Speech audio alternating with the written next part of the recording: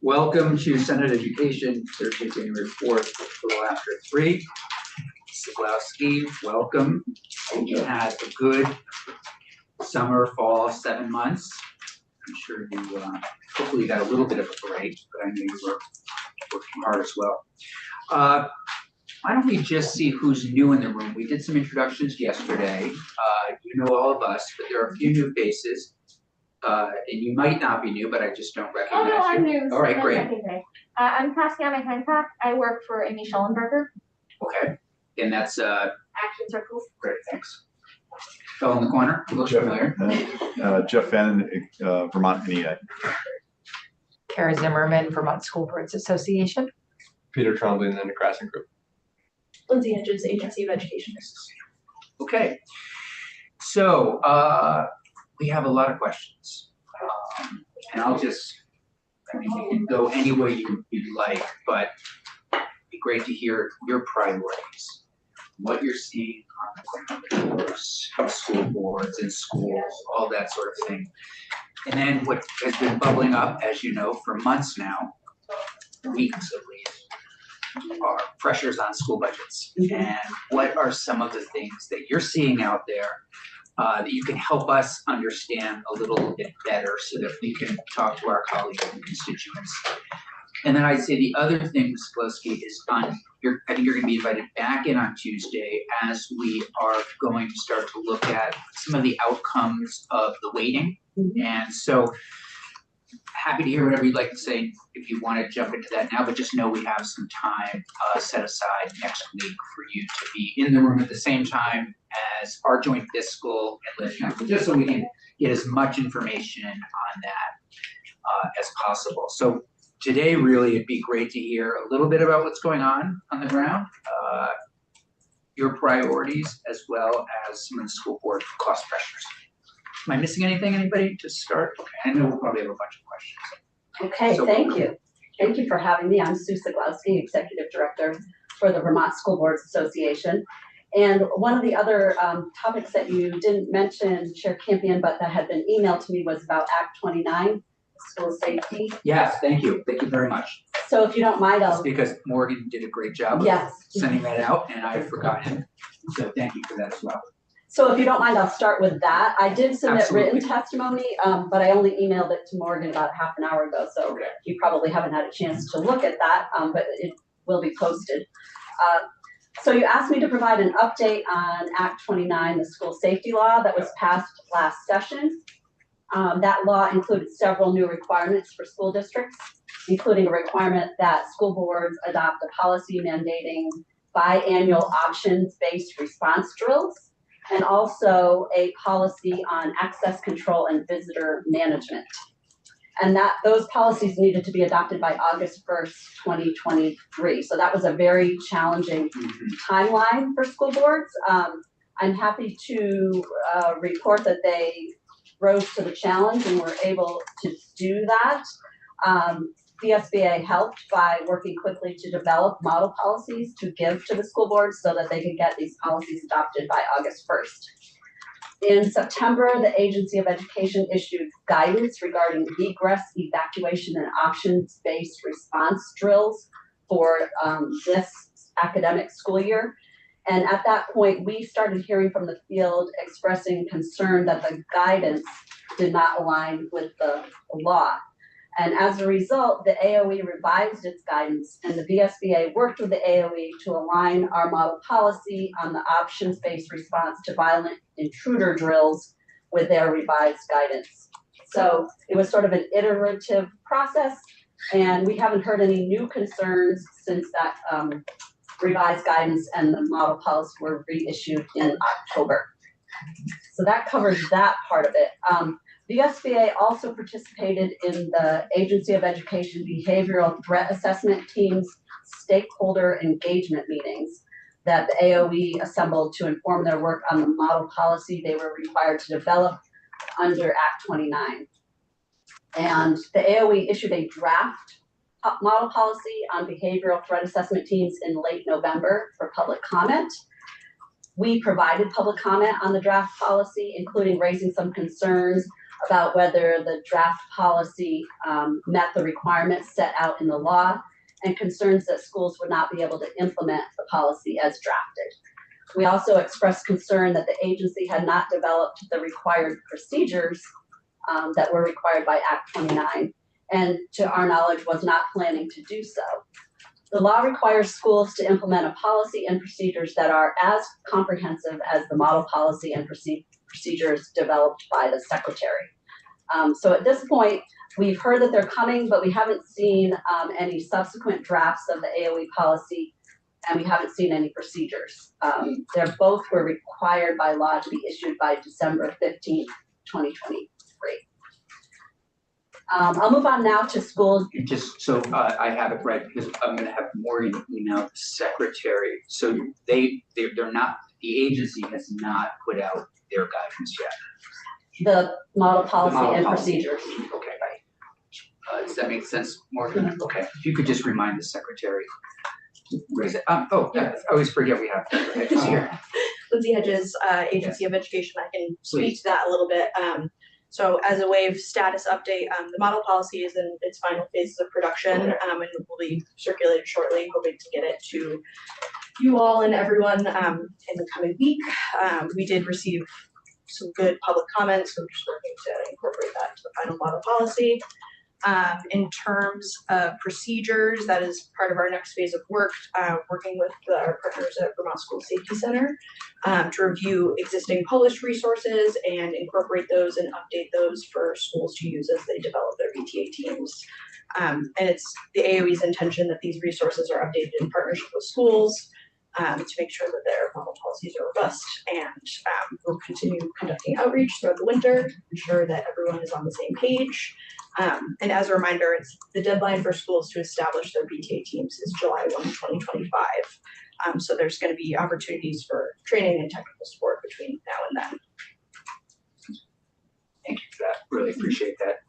And this might be something we have Dee Barbic in next week, but you might also have a sense to, Lindsay, has there been an uptick in threats at all?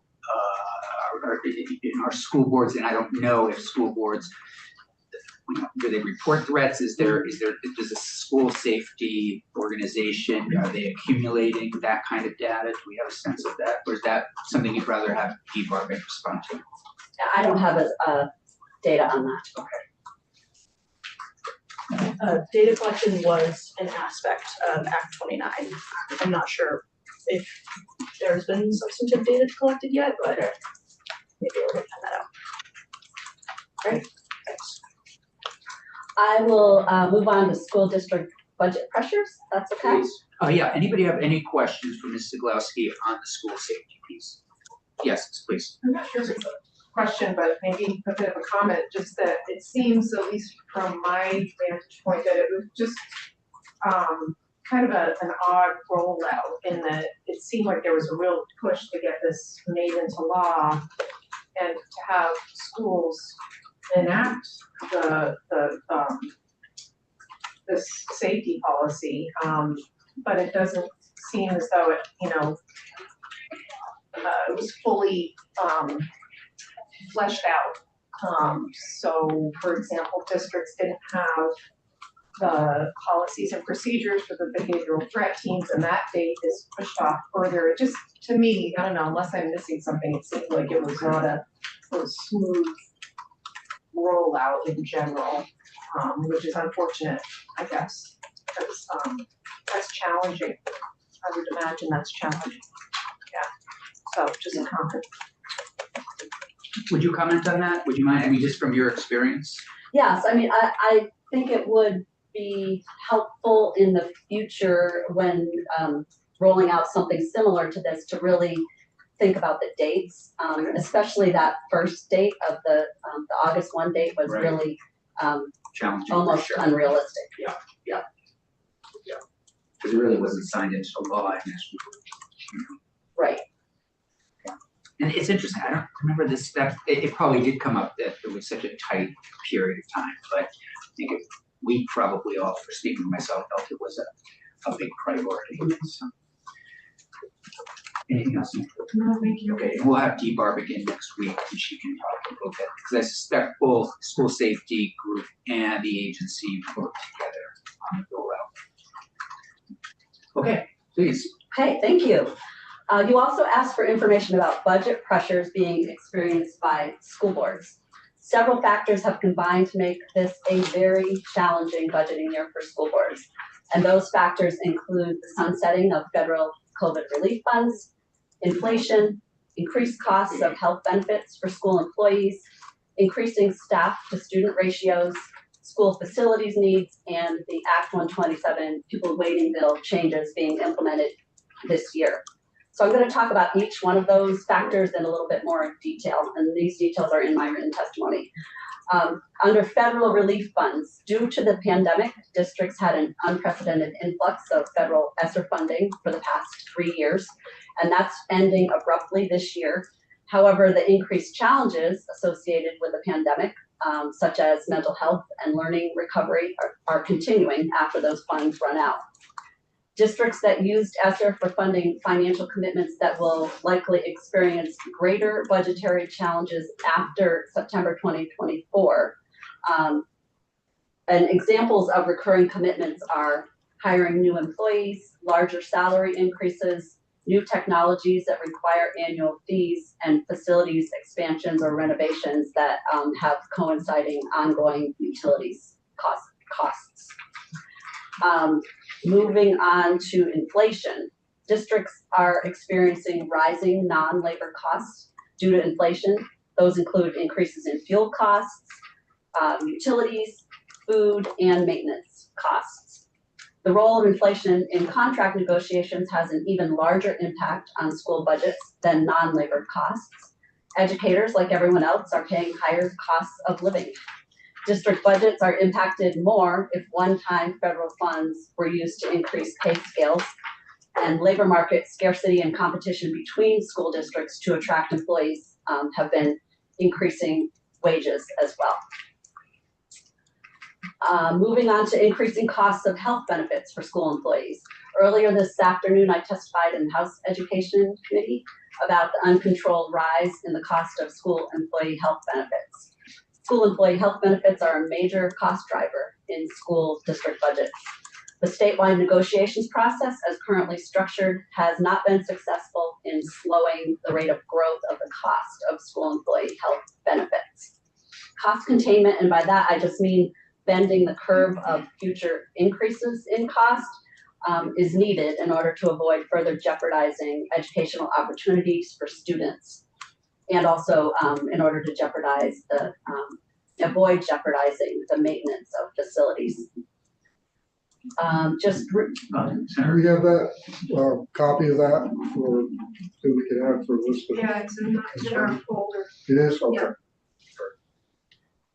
Yeah. Moving on to increasing staff to student ratios. On a per student basis, school staffing levels are hitting an all-time high nationally. In Vermont, where we have declining enrollment statewide, school staffing levels per student have likely increased as well due to the increased needs of students and the availability of federal funds to pay for more staff to address the needs. School facilities needs. School facilities maintenance and remediation are key cost drivers in school district budgets. There's been no capital construction aid for schools in Vermont since 2007, and there's a growing backlog of deferred maintenance and renovation projects. The statewide school facilities assessment required by Act 72, covering 384 buildings in the state, is complete, and I'm sure your committee is going to be receiving some detailed testimony from the Agency of Education on that assessment.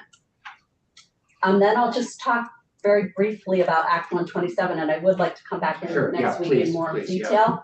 I just wanted to let you know that the VSBA, the VSA, and BASBO, the Business Managers Association, worked together to offer our members an educational webinar in November of 2023 on the fiscal pressures impacting school districts for FY25 budgeting. And it focused on Act 127, the pupil waiting bill. In addition, I can let you know that the Vermont Superintendents Association and the Vermont Association of School Business Officials held a joint conference in early December some of which was devoted to building a stronger understanding of the principles and the mechanics of the Act 127 adjustments to the education funding system. The SBA and the other aforementioned associations have taken a keen interest in FY 2025 budgeting dynamics and have observed that the cost pressures currently affecting school spending, as well as the changes associated with Act 127 and the manifestation of dramatic increases in property values, which affect the CLA, are adding up to a very challenging budgeting process this year. I'll now move into, this is really my last section, concerns from school boards. So Could, as it relates to the budgetary pressures? yes. Okay, great. Yes. Great. Yep. School boards are deeply concerned about the many cost drivers that affect school district budgets, which are out of school board's control. And this list includes increases in the cost of school employee health benefits, shifting of costs for mental health support onto schools, PCB testing, remediation, and mitigation requirements that have not been well planned or sufficiently funded by the state, and a universal meals program funded by the education fund without a dedicated revenue stream. All of the items on this list contribute to the increase in taxpayers' obligations under school budgets in ways that cannot be controlled by school boards.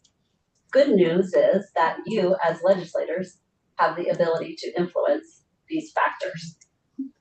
During the last legislative session, the SBA urged the General Assembly, to no avail, to identify and implement a dedicated revenue stream for the Universal Meals Program. As noted in the fiscal note for S-165 dated March 31st, 2023, without adjusting any non-property tax revenue streams, establishing a universal school meals program is an ongoing obligation of the Education Fund, would require increasing property taxes to fund the program and keep the Education Fund balanced. At that time, the SBA testified that funding the program through increased property taxes is likely to cause significant challenges for school districts to pass budgets funding their core educational programs in the future. That future is now. And again, as legislators, you are the people who control that cost factor. I would be remiss if I did not speak to VSBA's and the field's perspective with regard to the need for strong state leadership for public education overall. To respond to the state board's general invitation to inform the process for the appointment of the next Secretary of Education, VSBA, VSA, and VPA conducted an anonymous poll of our members. One strong theme that we heard through responses was that capacity and expertise on the part of the AOE needs to be improved. Those concepts are challenging to respond to specifically, but I felt it was very important to cite them thematically for your committee. Did you say that again? Capacity and Expertise, state board or agency? agency. I'd like to end by providing the committee with VSBA's legislative platform, and that's this document here. This double-sided handout has information about Vermont School Boards Association as an organization on the front page, including the vision, the mission, and the beliefs of the VSBA. And information about our members is also on the front page. On the other side of the handout, there's information about VSBA resolutions process and also key resolutions affecting our legislative advocacy during the 2024 session. We value the opportunity to inform the Senate Education Committee's work, and we look forward to working with all of you over the coming months. Thank you. Kick it up a little bit with questions. So budget pressures. So which one of these would you say is really let's say the three biggest pressures on the budget? Sounds like you feel like universal meals is one of the biggest. Is that true? Well, I think that's one, I was citing that as one of the factors that the legislature has control over. And it is, I believe it's about a $30 million program. So take me through the six: sunset, inflation, healthcare costs, students, staff, school facilities, waiting bill. where would you say the bulk of the dollars where are the real pressures? That's what people would really like to know. The real, I mean, you must, I think it's really a combination of all of those things coming together at once in 1 year. And we did, it was predicted that when these federal funds ran out, that it was going to, be an issue, especially if they were being used to fund things that weren't one-time expenses. So that's definitely a large factor, but all of the other things that I cited are equal. I mean, it's just important, I think, for us to know, are we talking all sort of equal pressures, or are there some really big pressures here? Even though we can or cannot control it, what would you say are the big pressures you're hearing from folks? Is it the COVID relief dollars disappearing, inflation, healthcare, or I are they think all equal? I don't think they're all equal. Okay. I don't necessarily, have percentages in my mind for Sure. you, but I do, salaries and benefits are usually about 80% of a school district's budget, and the ever increasing cost at a very alarming rate of health benefits for school employees is certainly one of the things that is really driving that up. So that is, I think, one of the major factors. Question, please. Yes, I would have something to say. If anyone from the federal government is listening, I just want to say that it's a real shame that we have this cliff with the funds, with the ESSER and the ARPA funds. In health and welfare, we often talk about, trying to avoid a cliff, right? So sort of slowly, minimizing the harm that's done over time. And we know that a pandemic, when it ends, it doesn't actually end, right? The outcomes and the effects of that pandemic are going to last for at least a decade. And it's such a shame that there was no kind of, sort of slow decrease over time. It would have been so much easier for our school districts and our state in general. So that's just a comment about those ESSER and ARPA funds. And is part of that because they had to spend them right away, right? They couldn't hold on to them. Is that accurate? And say, hey, we're gonna tuck a little bit away and kind of transition away. They had to be done. I think they have to spend the last of the funds by September of 2024 is my understanding. Okay. And if you don't spend it, it's gone. So, yeah. So that, I just wanted to bring that up, but also I guess I'm a little bit curious about the increasing staff to student ratios. I'm sure that's a combination of like decreasing student demographics in general, increasing needs. Yes. But it's surprising because we often hear about there being such a dearth of teachers and staff right now. So I guess, is there anything you could say to sort of like flesh that piece out? Is there anything that's driving that? I think one thing that's driving that is the mental health supports that are needed. And that can come in the form of different positions, such as behavior interventionist or counseling, those type of positions. I think maybe that was it. Those are my two comments or questions. And then of course the facilities, yeah, a little about that. If anyone else wants to speak, go ahead. Do you have anything else before I jump in? Oh, please. All right, I was I'm all ears. so following Senator Gulick's questions, can you just give us a sense of some of the things that school boards spent money on and now it's disappearing? So what I'm trying to get a sense of is whether or not, a lot of districts spent money on mental health supports, now that's disappearing, or I think in my district, there was some investment in a PK Vermont, in a sort of a mental health support facility, for kids that are struggling. Different people use their dollars for different things. Just give us a sense of what's out there, what people are use their dollars for. I think you've cited some really good examples, and the ones that you spoke about. In general, hiring new employees to meet those needs, Yeah. that you spoke about. And also, there were some negotiated increases in salaries that, really were based on competition between districts and having to increase Not wanting to salaries to lose attract something. people. Yeah, Right, yeah. exactly, yeah. So those type of things, and Yeah. then there's some new technologies that have been starting to be used that require annual fees, and also some facility expansions or renovations that might have caused some ongoing increased costs. Yep. So those are the type of examples that I have. I'm sure there are many more. But, Well, that's helpful.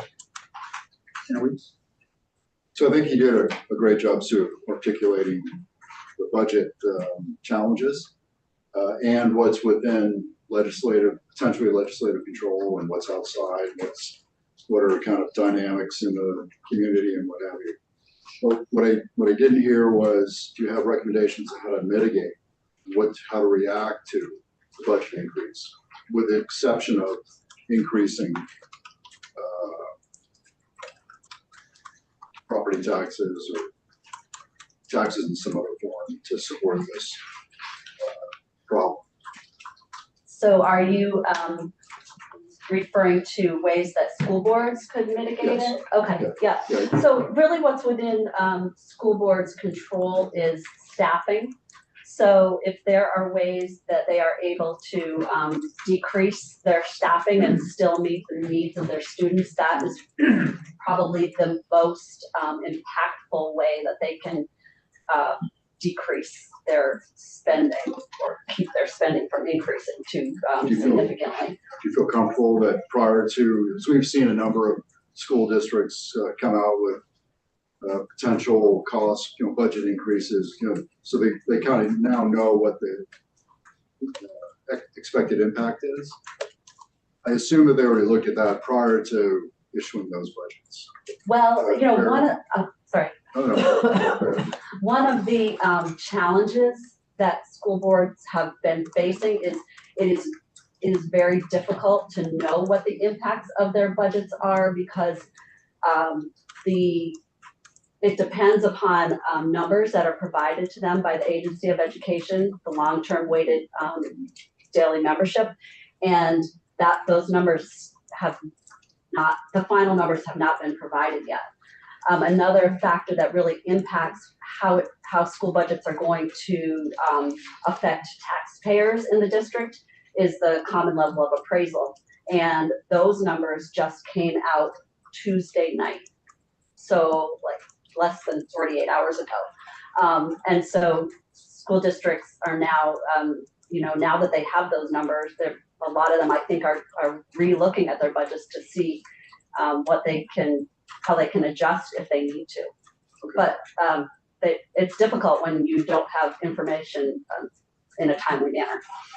Okay. If I can kind of follow up on that a little bit. Has there been any discussion within your association or amongst school boards in general about other cost mitigating measures such as consolidations or some other approach to solving the problem other than putting a bigger price sticker on the dish?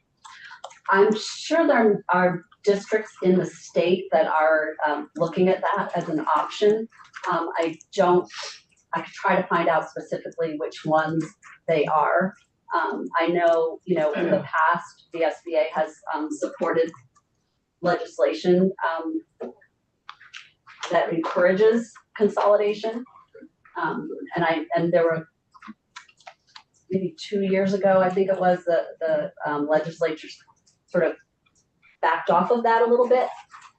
So I think it's something that can be impacted by school districts with their choices and also by the legislature. So I'm not really angling towards in this question, what the legislature can do, but what the school boards how they're reacting to the cost, rather dramatic cost increases. So I was just looking to see if you guys had come together and said, okay, look, we understand the problem. We want to be part of the solution. Here's a couple of our recommendations. kind of fishing for that kind of Well, reaction. yeah, thank you for that question, and I'll certainly circle back with you with more information as that evolves. I feel like it's a little bit of an evolving situation here. Sure. Yeah. Thank you.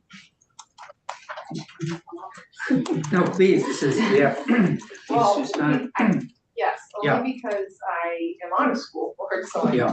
I'm living this right now. And also a school district in my area of constituency just recently, for example, tried to cut some positions and increase class size. And there was just an incredible outcry in the community against that. cutting, So, yeah. yeah.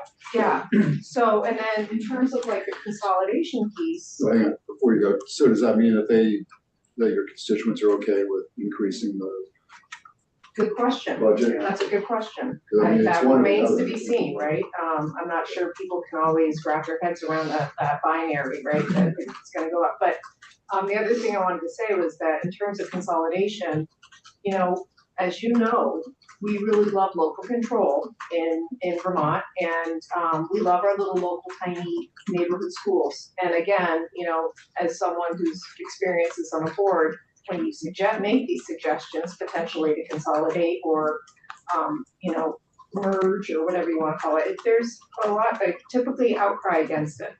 So I'm just adding to the Yeah, discussion, no, I yes. agree. I think an individual school board can't survive those kinds of positions, Right. right? But an association or a legislature can. That's I'm just curious how every organization is reacting to the same problem. What kind of recommendations they come to the table. I mean, you don't have it listed as a priority, for example, helping schools merge or, you know, cost savings kinds of things. Or working with your other school boards to help them possibly find better spaces, nothing here about improving education. It's Well, just sort of, yeah, go We ahead. have over 50 resolutions, Okay, so this is not a complete list of our we resolutions. were to look, we find. Yeah, yeah.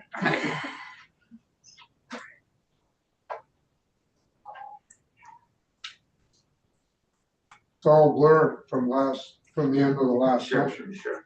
And there's a lot of it getting thrown at us. I have no experience in education at all. Never been on. Well, you can't say that anymore. You were- Well, I know. You are the clerk of this I committee. did that for another year. But, you know, you did a good job laying it out. We had a meeting with superintendents in Norwood County last 2 weeks ago. And they basically were saying what you're saying right now, but if more from the local level, how it's gonna affect the school budgets, because the state had just announced that what the state tax was gonna go up to, be 18.5%. And I think they were reacting to that, thinking that, you know, their biggest concern is we just wanna teach kids and do our jobs, and, you know, we're afraid that people are gonna overreact and school budgets are not gonna get good. So, and, you know, it's kind of like the canary in the, you're like the canary in the coal mine.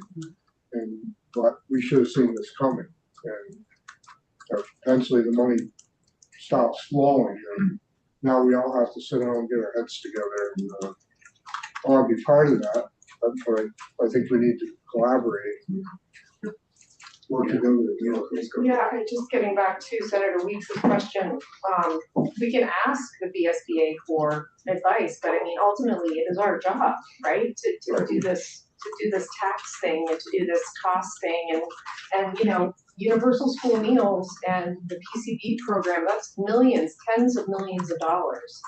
And you add those two together, maybe up into, you know, hundreds of millions. So, that's our job, right? We should have seen this coming. Yeah. And We did. but we couldn't slow it down. I mean, those bills passed, and But I think even if, given the few schools that have big PCB things right now, in universal meals, that's not a 20% increase on taxes. I mean, Right. come on, we're hearing it's a lot of benefit stuff.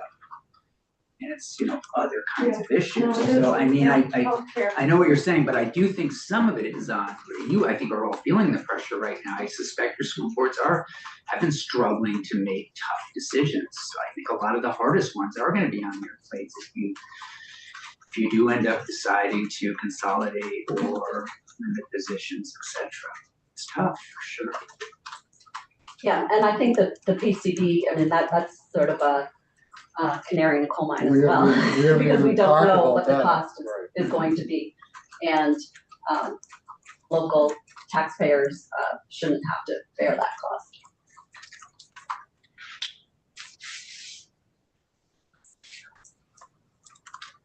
Senator Hashim, everything good in your district? Anything? Well, I mean, things are always great in my district. Of course, you're, I knew he was gonna say I that. mean, no, it's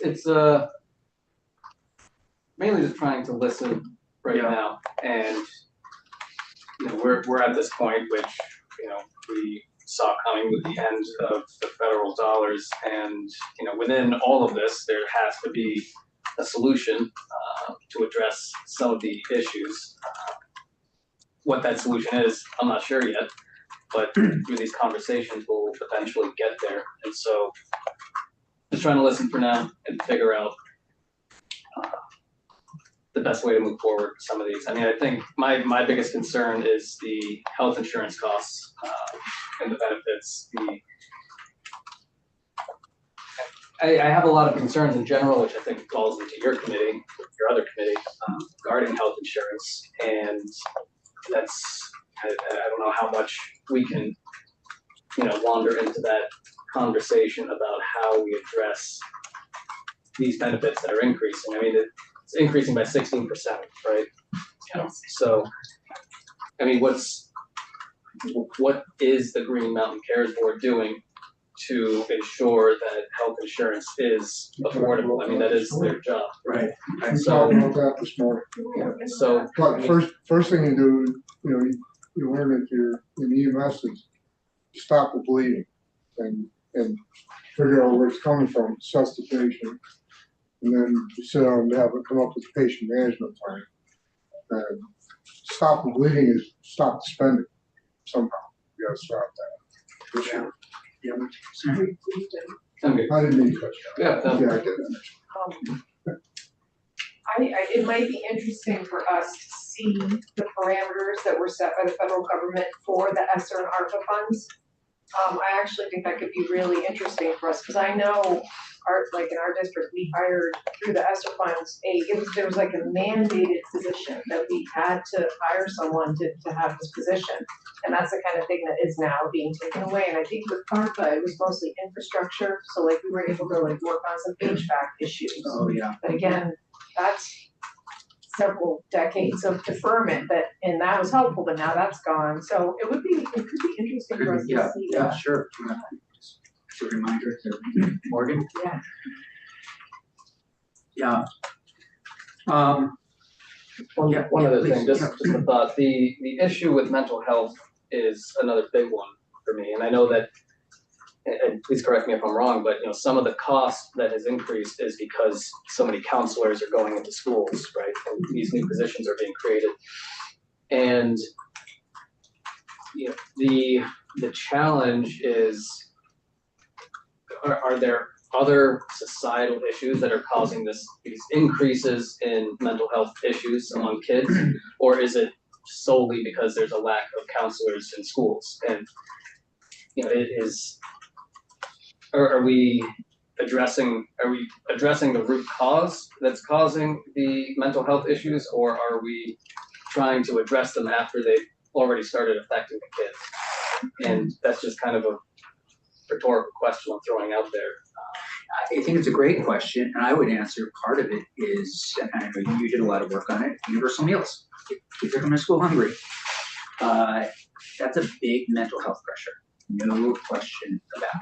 And I know you guys don't support the way we did it, but I would say in terms of long-term possible health benefits and mental health benefits, that universal meal initiative, not to mention some of the other benefits, around the environment, I think is still really good and important stuff. And there are others, like Senator Williams is talking about cell Cell phone phone, use, you know, huge. Also the opioid, lack of, Yeah. Yeah, homelessness, it feels like all there's- sorts of. There are just these other outside challenges that are finding their way into schools that are affecting kids. I mean, Yeah. you know, when kids are seeing their parents struggle financially, when they're seeing neighbors dealing with opioid addiction or family members dealing with opioid addiction, you know, it's going to bleed into their school experience as well. Yeah. So, the governor mentioned that our schools are sort of in the middle statewide in terms of performance now, 50%. And we asked University of Vermont to do some research a little bit on this also. Which of your resolutions helps us get improving educational outcomes? What sorts of things? Or first of all, would you agree with the governor that that's where our schools are? I would need to really look at exactly what he said. I Okay. wasn't able to listen to his Sure. whole address because I was preparing to come in here. Well, we'd rather have you. But thank you. Yeah, and we're gonna have you back, as you know, early next week to talk a little bit about how to arrange things. If you had a crystal ball, what do you think's gonna happen? Our schools, I mean, do you think we're gonna see a lot of budgets just not passed in response to this? Or do you think Vermont, because historically Vermonters pass school budgets. I mean, I've seen things go down over the years here and there, but it's not. Do you think we're gonna have that kind of pushback, or what do you think? Or are you just not sure? Yeah, I think it's very hard to predict. Yeah, May see more than we have in the past few years. Yep. But you are correct that Vermonters typically do strongly support our their schools. public schools, yeah. Yeah, Senator Williams. I'm gonna admit my ignorance again, but, what do you think about the budgetary process as far as the timing? Like municipalities and school boards are working on their budgets right now. Yeah. To present before the 7th of March. State haven't even finalized the next year's budget. So is that having an impact on your ability to meet those needs to get your budget process done? Yes, well, as I had indicated earlier, the fact that we don't have the final numbers that are part of the formula from the agency, and also the CLA being provided really just 48 hours ago, all of those things really impacted. I see Mr. Fan smiling over here. The question is, how do we get out ahead of it? The governor's gonna give his budget, and we're gonna fight and argue about it until the end of the session. And nobody really knows where we are in a financial situation. We could preempt that somehow. Well, just throwing it out. Senator Gould, did you want to respond to that? No, I think your hand was up. No, I was waiting for someone. Oh, okay. Yeah, they walked by. Okay. For the record, that's what I was smiling at. Oh, okay. So, nobody said, well, gee, that's a great point. So is it off the wall? I mean, is it an off the wall point that, the budgets don't get, that you count on, we don't get our budget, state announcement? timing. Right, the timing of it. How can we get out ahead of that? Yeah, it would require really looking at the timeline and changing some things within the timeline. I couldn't get into specifics about that today, but a lot of times when school district budgets are passed in March, the yield bill hasn't been passed by the legislature yet, so it's not certain what the impact of those budgets are going to be, and it's all projection. One more request for when you come in. Could you, it doesn't have to be an official survey. When you look at fuel costs, is there a way that we can start to incentivize more renewable energy use in our schools? And We've done it in other sectors. I think we may have done something when I was on natural resources. We might have done some grants around solar. But I'd love to get a sense of what's happening out there. And I'm not, listen, solar panels are becoming easier and easier to throw up. And I don't think we would need to wait for a huge construction bill, to do some of this stuff. So any information you could bring to us would be great. If Yeah, people are happy moving in to. that direction, or it's just not on people's radar. And again, I know it's not a huge savings, but it's something. I know there were, I'll be happy to bring back more information. I know there were some federal incentives for electric school buses. I'm not sure if those are still in place or not, Okay. and I believe there were some Vermont districts that did take advantage of that. Yeah. Can I make one ask? Yeah. If it's possible, we'd love to see a pie chart for these 6, 7+ factors, just to kind of get a sense of, this is big one, this is minor, because that's the opportunity to kind of understand the impact, scope impact. Shouldn't that be there, folks? We probably, I mean, it would be hard, but yes, we can get that. This is sense. Yeah. I mean, because budgets are being developed. Yeah. No, it would be helpful. Yeah. It seems like it would be like JFO. We'll ask. Okay, I don't know who the right Yeah. answer is. Yeah, the budgetary, Morgan, would you email Julia Richter while we're thinking on it? And the budgetary pressures on school budgets, Ms. Siglowski gave us 6 to 8. Just trying to, even if it's not 100% accurate, just some general pie chart where the biggest bucks are coming from, things like that. And I have the list here. Right. Okay, council, anything from you? Council reps. Thanks Thank very you. much. Thank you. Thank you for letting me be a part of this important conversation. Yeah, thanks. And I think, you're right.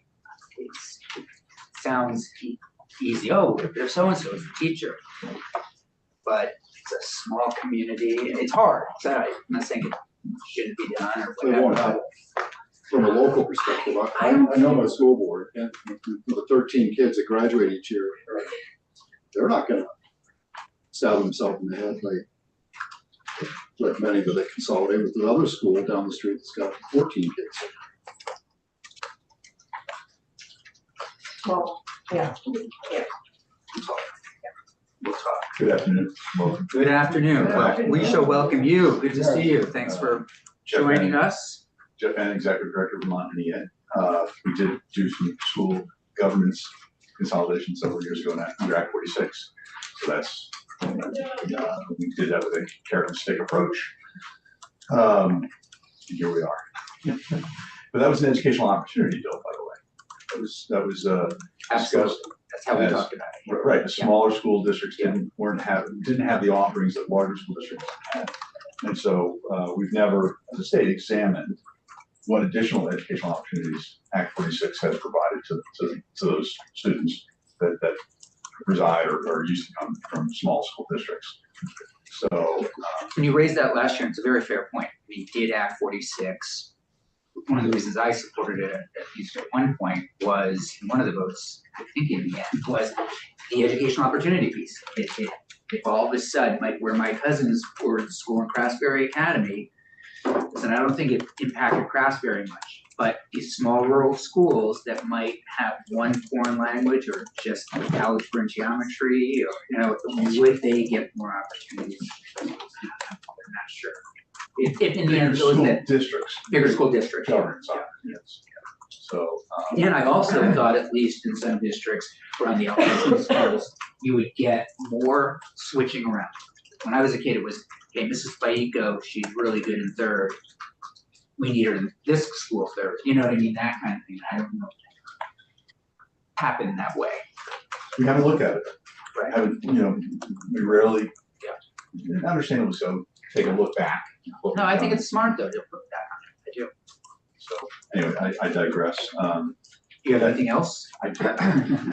Well, I'm thank you for the kind invitation to be here and discuss with you all what Vermont AC is happening on field, what we think are the priorities, which I'll get to at the end, and some other discussion points I'm happy to discuss with you. I'll largely say that before the pandemic, and this is in written testimony, but I'll just go from there. You have now in your inbox, I guess. Schools were as you mentioned in Craftsbury, the center of their community. And very much so. Yeah. And adored for that and cherished for that. Yeah.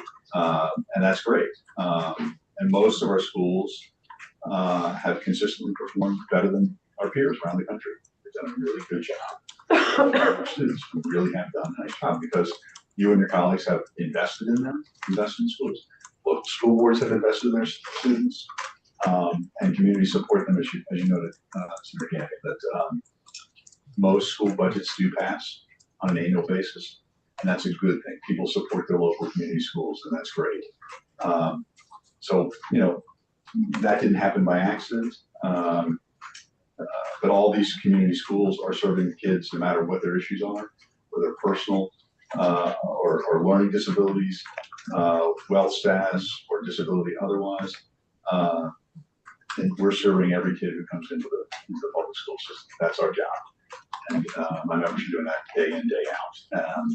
And so school board members are doing their good work, and the administrators are doing their good work. So it is far from perfect, but it is moving in a good direction, I would say, generally. It really is. Jim, can you mind looping back to the governor's office and digging in on that 50%? And we'll ask. I heard some of the speech, but not. Yeah, it would be helpful to see. What was This is where. I want to make sure I go back. It was everything from, okay, this is where our student body, 15 years ago, we had this many students, now we're down, costs are up, and our students, and maybe you can help us with this, of course, messages. See, and now our schools are 50, in the middle nationwide was my takeaway on that comment. We still have one of the highest high school graduation rates in the country. Right, but I would say. Yep, and one of the lowest college matriculation right, rates. Graduating with what? Yeah, right. Right, and one argument could be, and it might be that we support very little higher ed in the state.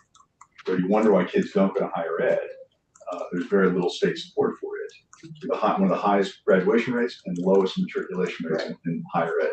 Okay, well, it's expensive as heck for kids, and if they have other opportunities. And that totally could be it. I just would love if we'll have Ms. Hedges jump in to help us understand what that 50% number is. Yeah, I also did not fully listen to the governor's Did speech. anybody listen to the speech besides me? Thank you. He was whining in my ear. I think the governor was intimating that Yeah.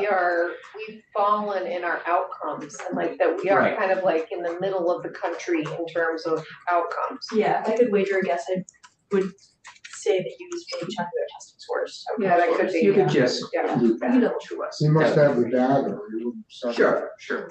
Be great if we could have the data too. You would ask Interim Secretary Boucher, that would be terrific. With regard to testing scores, we changed the testing scheme of late, right? So we're not comparing apples to oranges anymore, but even within our state. So that's difficult, but there has been some successful things happening. For example, Grow VTN, right? Which is a great program, concocted here and created in some sense here. Thank you. But right now, this Vermont is now operating and graduating more teachers than any other institution in the state. Last year, I think it was 90 people in that program. We're pushing out, supporting, assisting people to get licensed, become licensed teachers. Most of those people are paraeducators within the school, so they're already invested in that community. And then we help them become licensed in their school district. And so they typically stay there. That's a good program. I think, I'm not sure, last I knew, we were at 100% success rate. In other words, we hadn't any drop out. Somebody may have delayed a little bit their program, but they're still working towards it. And that's pretty impressive. And that used federal ARPA monies, which are running out. But that contract with the AOE runs out, I think, in fall of 2024. Somebody indicated earlier, yes, the ARPA funds are due to all to be spent out September of 2024. So that's a good Remind- example of one-time use of, Yeah. of those federal monies. Who's the one that really was the architect? She came in, she had a French name. Well,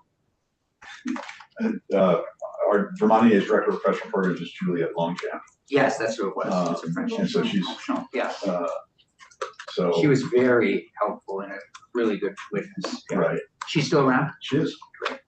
Would she be our point person if we wanted to say, hey, come on in? Yeah, if you want an update, we can get that for you, Yeah, yes. that'd be great. Yeah, And we'll try to do that. I don't know where, not a rush. Yeah. yeah, but it's a good program and again, it didn't happen by accident. There's, intentional thinking and doing and acting on that, and that was a good thing. Now So, we only need 910 teachers. yeah, so it could, so back to the earlier point about Yeah. the staffing ratios, that we're still hearing of the significant staffing needs, especially with regard to paraeducators. They are, the second set of eyes in the classroom, really great, and can help teachers focus on teaching and dealing with kids who might be having a challenging moment and steer them back into focus. So those paraeducators are wonderful, necessary, and very much in need right now. So I've not heard any let up on the demand for paraeducators. Yeah. Are we asking as we go, or did you want to finish and ask at the end? And firewall, yeah. I have heard, this is anecdotal, that we have one of the highest paraeducator or sort of non-teaching staff in the country. That could be, that might be interesting data if we could get Very that. Because I'm curious if that's true, and I'm also curious as to why that is, if it is true. So I don't know if it was 10 or so years ago, but there was that discussion some years ago. Lawrence Hikus out of San Diego State, Somewhere in California. somewhere left, it was Yeah. warm. I do remember that, him coming But here. politically, maybe too. Yeah, So probably too, but he came here and discussed that, and he has had a program, I'll call it that, I don't know exactly what it was, but where it was proprietary, the state wasn't allowed to look under the hood and see it. I know JFO tried desperately to do so, to understand his numbers, but he asserted that. And that led to, let's go back in some years, but it's led to, Act 173. And why we supported it was, 173 was designed to reduce paperwork for teachers, which I would argue it has not happened. It was supposed to be phased in over 4 years, which, and 4 years was designed to be, provide PD, professional development to educators, which was never provided. There was an advisory council, and I was a dog of the bone on that. There has been very little thoughtful, intentional, thorough professional development on Act 173. So now we have a system where we're reimbursing schools, not reimbursing schools, excuse me, we are using a block grant model for how we pay for some students, if you will, IEPs, special needs, and very little training to go with it. And the model then was to reduce the number of paraeducators, that was the thought, but also increase the number of teachers. We wanted more teachers who are licensed professionals to work with kids. And what we said back in 16 or 15. I think it was before that, yeah. Yeah, 14, I forget, I'm off by a couple of years perhaps, yeah. Is that sounds great in theory, but where are these teachers going to come from? Yeah. And I would say that we are now even more desperate than we were back then for special educators. It's one of the highest demand, teaching positions in demand. And we can't keep people. It's I think last I knew, it was one of the only, if not the only, licensed teacher position where people affirmatively drop their licensure. So in other words, I might have a special ed license and also a K-6 endorsement. So I had 2 endorsements, if you will, a licensed teacher with special ed and K-6. So I get into the school by teaching special education. It's demanding, it's tough. So then as soon as I'm able to, there's a 4th grade position open, I take that position and I go back to the AOE and say, no thanks, drop my special ed endorsement. So I can't be reassigned back into it because it is that tough. So to the point of 173, and your question about paraeducators, that was the assertion back then. I believe it came from a PhD report from Mike Jean Greco, 10 plus 15 years ago, something like that, that asserted that. But also the read-on rule was we needed more special ed teachers. Right. And that's not, It just hasn't happened. Yeah, okay. So the challenge remains. And I would say Senator Sheem's question earlier about services, mental health services, they're desperately in need. During the pandemic, we heard from the administration that in some portions of the state, the mental health system had collapsed. It's gotten worse since then. It has. And those children who were getting serviced, or mental health services in other facilities and other places outside of schools are now in schools getting to somebody's point here earlier about social workers, mental behavioral interventionists. Those are ever increasing because those kids are coming to school and in need of services, and schools are doing what they are expected to do, which is provide those services. But that's been a general fund obligation, so now shifting on the education fund. And that's of concern to education leaders. Don't blame schools though for picking up and doing what needs to be done with those students. And that's one of the concerns we have. Thank you for raising that. I think, I definitely want to make sure that kids are getting access to these services. I guess 2 questions. Can we eventually talk about moving that back to the general fund, that obligation? And second, is there a way to, if students are adequately insured, would they be able to use their health insurance to help mitigate the cost of paying for counselors? It's a really interesting question. Did everybody driving up health insurance costs or just driving? No, well, like No, but Yeah. it's interesting because if you think about it this way, you can see where I'm sure some families might be doing this already after school, kids seeing a counselor or something like that. But does it make any sense? 10 students are kind of need the same services during the school day. Is there a way for people to think creatively and bring one person in that helps with those costs? It's a really interesting question. On the general fund obligation, we're going to look at the ed fund in detail next week. And I know it would make a lot of people happy if that shift happened. How many years has that been the case? what? That the general, the mental health piece. Well, I would just say, I remember the previous pro town asking those questions as well. That the shift from the general fund to the education fund has been going on for a fair amount of time. It's grown, it just, it's not overnight where it went from 0 to 100. No, there's a lot in there that shouldn't be in. Correct. And, but it is true that schools are meeting the needs of their students. Yeah. And that's what they should be doing. So don't penalize them for that or beat them up for that. And if the state in other ways is saying, okay, we're good with shifting that previously identified general fund obligation to the ed fund, at least own it and don't beat people up for that. Yes. I remember last year asking Ms. St. James this question: who goes back and looks at all the acts and all the requirements that we place on schools? Is there some way to take those requirements and overlay them to see if they're actually putting such a burden on the schools that they can't do their jobs? Number one, I know a lot of it has to do with federal funding. Federal funding has certain conditions and things, ways they have to spend the money, but and I didn't get an adequate answer. Nothing against Beth, but No, I understand. it's we put so many requirements every year. Yeah. And then there may already be one on the books that would have done the same thing, and we just compounded the problem. But I think some of that, if we are to repeat ourselves, if we come up with a new bill, that will register, Beth has that history, and likely we won't report it, but, or repeat it.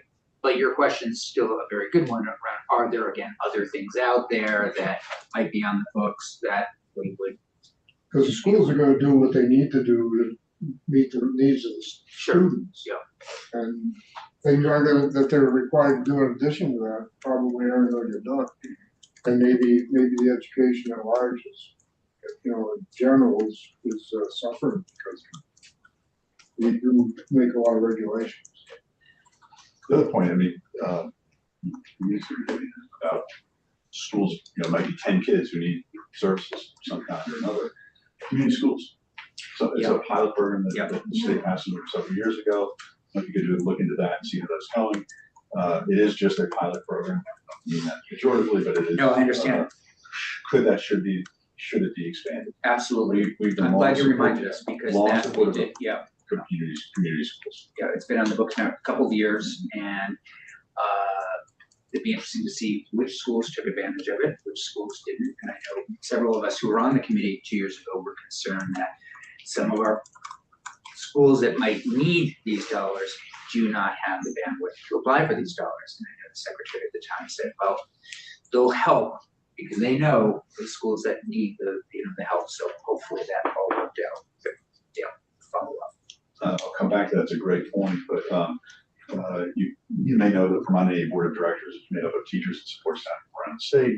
They have a legislative agenda. I'm happy to share with you. We're going to tweak it in the next couple of days, actually.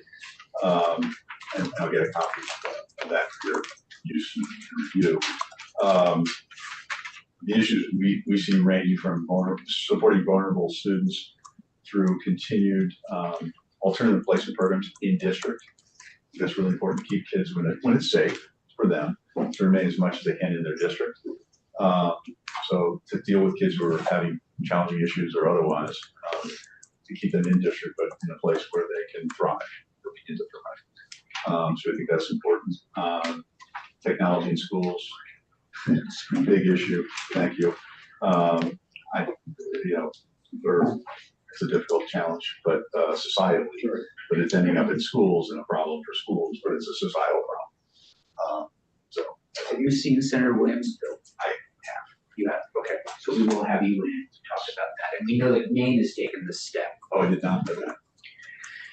I don't think it's exactly where Senator Williams, I think it's more of a, not during the class time sort of thing. And I think yours is. I'll have that information hopefully tomorrow.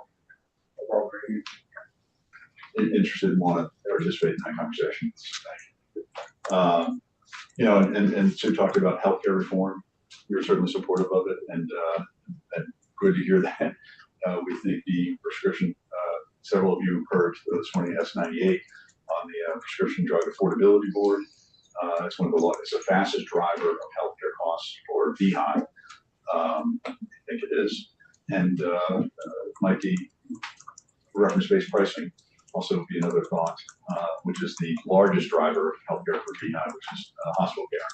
So those are two healthcare reform items we'd love to have a conversation with perhaps some of you in another committee in the morning. But that's healthcare reform has been something we've been supporting that for many, many years, decades in fact. And not simply shifting who pays, but who the overall cost of. Be a good conversation, a good conversation to have. Mr. Fenton, may I ask you before you go on to something else, just back to special ed for a minute. Have you had a conversation, we have the new chancellor coming in, I think, in the next week or so. Have all of you had conversations with the state colleges around that need and whether or not they can help fill the special ed piece need? The short answer is no. Okay. I do know that we are well aware of the need. And going back to Julie Longchamp in my office, my colleague, about whether we've broken down what they're pursuing their license for example. They're not going to say license, but are they pursuing special ed, math, high school math? Yeah. Something like that. I don't know. I don't know if we've broken it down that far. It's a data point we should have, hopefully we do. And this might be something for Julia, but you may know the answer also. If your regular Joe or Jill, regular Brian, has a degree in German, don't all of a sudden have the passion to go back to be a special ed teacher, do you have a sense of how many courses that would be? Is I do it, not. or if it's a full master's, or if there's something, because it might, what I'm thinking is 2 year master's degree could be really hard and really expensive for somebody to figure out. But if it's 4 or 5 classes, it's experience, it makes it much more doable. Right. And I just don't know. We want to make it as easy as possible. At the end of the day, too, though, when people are well trained, right, Absolutely. there's no better barometer Yeah. of kid success than having a highly trained professional. Yeah. Him or her. Yeah. And so that is paramount throughout. We want high quality teachers in front of every child. So yes, we want to make it as easy as possible, but we don't want to reduce the quality of it. Sure. That's, it's a tight wire to walk. A couple other issues we think will come up with you in the session: school construction. And there, one of the things you earlier talked about, competitive grants that you alluded to. You didn't say that; those are my words, not yours. When it comes to schools in need, we ought not to make a competitive grant program. So you'll soon be getting a report from the School Construction Task Force, in which I said, I think Sue is on it, a few others, many others. Senator Gulick is on it, and Weeks, I'm forgetting, it's all in Zoom, so it's really hard who's there. Had, I think, one in-person meeting. We're hoping to get that February 1. It'll be interesting to see where that goes. It's a big issue. We've got a draft in our inbox. We need we want 21st century schools. We want them safe, we want them healthy, we want them energy efficient. And we want kids to go in and really be excited to be there. Correct. And Right. some And of people them, who work there excited to be there, Absolutely. and not feeling like it's a challenge just to show up and walk in the doors. Most teachers end up working there for 30 or plus years. It should be at least a pretty good place to work physically. So we would hope. I know that there's a severe and pervasive standard of proof in accusations of bullying and harassment that's going to come up. They too will have a report soon out. And there's the pre-K implementation group. I think they have a report due next year. I don't think it's this year. It's sometime later. So the school construction, severe and pervasive, are soon due out. We've got folks on all 3 of those committees. And we'll want to participate with you to discuss those reports and follow up thereafter. So that's ongoing. And last, I know you've got some discussions about literacy, reading. That will come up. The Advisory Council on Literacy issued its report December 22nd. Probably, many of us were thinking of holidays and other things to do, and we're thinking of the literacy report on December 22nd. Senator Gulick and I were actually reading it on the 24th.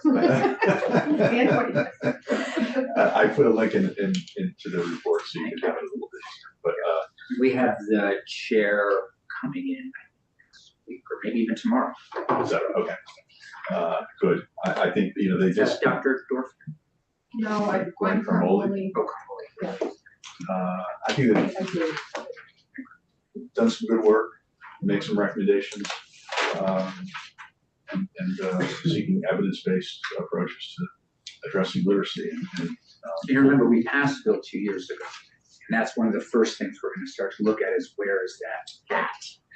Has made any progress, or They got 10 recommendations for AOE in there, or 9, something like that. But one of the quote I just pulled out in my report: continue to develop resources to support the implementation of evidence-based literacy instruction, assessment, and necessary supports. And that's it in a nutshell, I think. But there's more to it in the report, and I think there's some good work being done, and we need to keep at that. sure, yeah, please. I wanted you to finish first. Sure. Okay, I'm sure. rest. Okay. I want to go back to the standardized tests. Sure. So I don't know if this is something that would require or could use legislative fix, but I do think, the work of the ed committees in the legislature would be much easier if we have long-term data that we could pull from a test that had long-term standing. Mhm.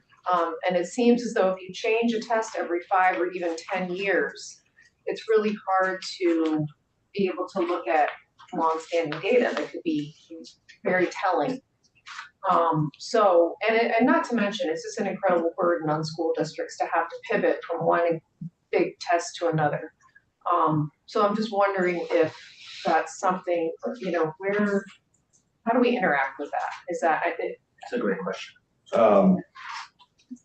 Yes, and also, the timeliness of the results is a challenge. So I'll just skip back to last spring. The rollout of the new testing system was miserable, difficult, challenging. I heard stories of tales of tears of students trying to adapt to the new test because they had very little to no training on them. It was electronic, right? Yep. Yeah. And so if we're going to expose kids and make them guinea pigs, it's just inherently unfair and not unwise, I'd say. And that's not how we should run an education system. Like trying this out, letting them fend for themselves. So that was Yeah, so how would we, yeah, so. and it's just be a That's data. a great question. How do we get that consistent data? And is it that we stick with this, or do we just have, bring some experts in to have a conversation? Yeah, I would say experts, but also bring people from the field, be it principals, teachers, people working with students day to day might be able to say, hey, we should probably think about testing on this and not that. Most of these tests are given by and issued by for-profit entities. So they've done a nice job of making sure that we all have what they think we need. And I'm not sure that's the best approach, frankly. I do think it's fair to ask kids in schools to take stock of where they are. But teachers do that all the time with their students. They really do. And so you want grades, and we want grades that people can understand, and assessments that we can understand, that not only can the teacher understand, but the student understands and the child's parent or guardian understands. And I think that's really, let's get back to real basics on that, and let teachers and principals figure out an assessment program that works for them. And then if we want to scale it up and figure it out, but changing it every 5 or 7 years, as we've done, has not done anybody service, not even the state. We don't have good data from which we can calculate this, that, or the other thing. And we've been testing on apples, and now we're testing on oranges. And that just does not make sense. So I think any results there are, garbage in, garbage out in a lot of ways. And let's find out what we really want to test, and ask of kids and ask of students and their families, and then let's get at it. But it's just a snapshot in time. It's not to be definitive as to whether that child goes on to the next grade or something like that. It's a snapshot on a particular day. That's what it is. and what do other states in New England do? That could be really helpful for us. Right. I don't, That's how that's sort of many helpful. states have switched, since 2001, when the Child Left Behind was passed. We've had multiple testing regimes since then. I assume other states have done the same. I don't know, but I think New York is a regions test. They do. They also, I used to do Iowa tests, basic skills back in the day, and the regions are sort of every year for mostly high school students. I don't know if it goes into middle and elementary. Yeah, but we should do a day on testing, and Brennan, this might be something we have you help us with to get a sense of what maybe other New England states are doing. Would be great. One of the things that I'm really interested in digging in on is the Agency of Education. I am so concerned they continue to be understaffed, and just give it some thought. I feel we need to have a serious come to Jesus with these folks around the supports that our teachers seem desperately need, that used to be there, and just aren't. And I feel, and I've said this a lot, every time we want to have a conversation about anything from literacy to algebra to world history to now Holocaust education, it's the same person, and that's asking the impossible. So, yeah. Do we have the ability to get a figure, or get well figure what we need for money to do the things that we know we need to do right now? I mean, the budgets are just to keep things going, but, talking about money for AOE and, Well, I think the AOE thing, if, depending on how if the committee decides we wanna move forward in some way, I think we would have to have them officially kind of audited, not in any complicated way, but compare them to like states, what they have for support, get a sense of the need out there.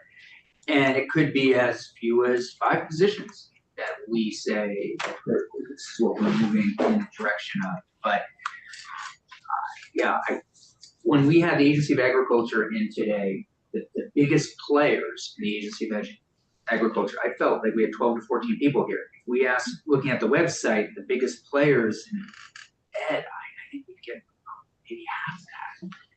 Again, I could be wrong.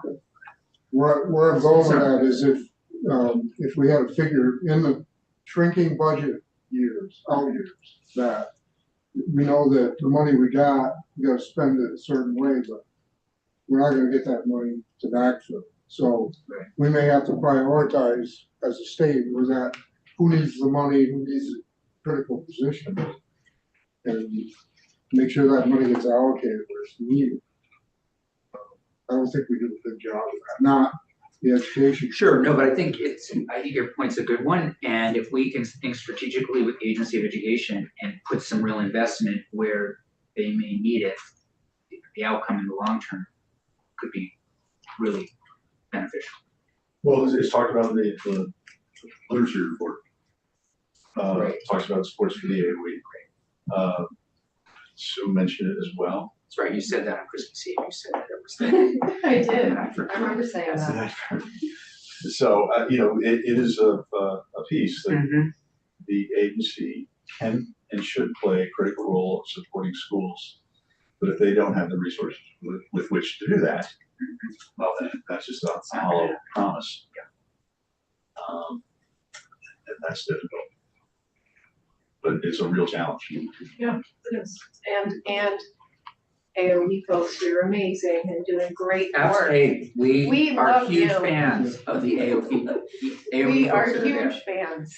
Thank you. In fact, we're doing a resolution We later. want more of you. We want to clone you. That's right, that's right. So. Lindsay, do you have any siblings, anybody that wants to work for AOP? All gainfully employed, but I'll They let wanna them lose their jobs. know. And you mentioned a statistic about the number of students that actually graduated from high school but didn't go on to college. Do we know that they didn't go on to college because they couldn't get into a college? Because I'm living proof that I goofed off in high school and I academically didn't meet the standard. I couldn't get into a school. Actually, I ended up going to New Hampshire to get into a technical school. Best thing I ever did, but do we hold them to a standard? When I went to school, we used to keep kids back. You didn't meet the academic standard, you stayed back in the year. We don't do that very often, do we? Don't think we do as much. I'll say that. So. Standards are important in budget deficit years. And I think you make a great point. Also giving people a second chance. We talked to our former colleague in here who got a 4.0 his first year term in college, and say that wasn't me. It was not. No. Well, the reason he got it was me. No. But I didn't get a 4.0. I mean, and I got a second chance. Resources are important. I'll just close with saying resources are very important. Schools are being asked to do a lot more. And if we're thinking that we can ask them to do more with less, what we do with less is less. That's what they're going to do. I mean, so for example, the school safety bill, those teams that are going to look at that, somebody's got to do that work and not then be a principal for an hour or 2 or 3, whatever the case may be, or teach social studies. We need to realize that resources mean human resources to do the work we ask of schools that is necessary and appropriate in many cases. But it is human resource dependent. And we heard last year, we had a discussion where we had 3 teachers, and one from Bennington, one from Fairhaven, I think. And they were like, we can't do any more than we're doing. We get bus duty. If a parent doesn't come to pick up a child, we have to stay there. Maybe the parent educators, do we have too high a standard for them? Do we need more of them? I know we did that with childcare. We have a lot of childcare in Vermont, and then we raised the standard where if you actually ran a childcare, you had to have a bachelor's. A lot of them just dropped out because they couldn't meet the standard. So, are we seeing that in education too? We are still seeing a demand and a need for educators, paraeducators or a teacher. I don't think we're driving people out. I do think what I hear is the job is becoming more and more demanding and difficult. Talked earlier about opioid addiction. These are students these are students whose parents are addicted to opioids that are showing up. And that presents a whole list of problems. I had spoke just before the holidays with a social studies teacher, I think in the 7th grade, that range. In 1 week, she had 3 students removed from their families. 1 week out of her 80 student population. And that, she said, that didn't include the ones who were already removed. It was just that week alone, 3 students removed from their families because the parents were not capable of parenting. So we expect those students to read, do math, to do other things, to regulate their behavior when nobody's around them regulating their behavior. They're not seeing well-regulated adults around them. So we expect more of the children than we're getting out of the adults in some cases. And that's a reality, but they're ending up in schools, and that teacher's then trying to figure out how to educate the other group of kids in that particular class, while these 3 kids are got a lot more going on. So true. Just an admin item.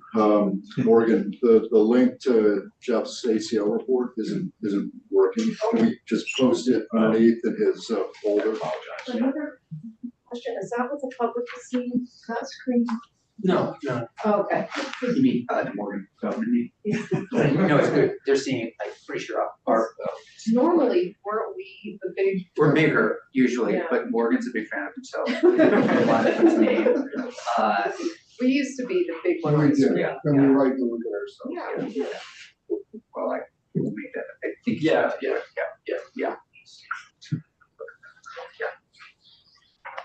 Probably trying to say, I don't think they can see, I think they would just see us right now. Okay. Yeah, Okay. Sure, we'll hear about it if they can. Yeah. That's right. Yeah, we'll get an hour too. Yeah, great. Lots of problems. It's a fan club. Let you know. Any final questions? that was great. Thank you That all. was really, yeah, thank you very much. Look forward to working with you all. Likewise. Thank you. Session.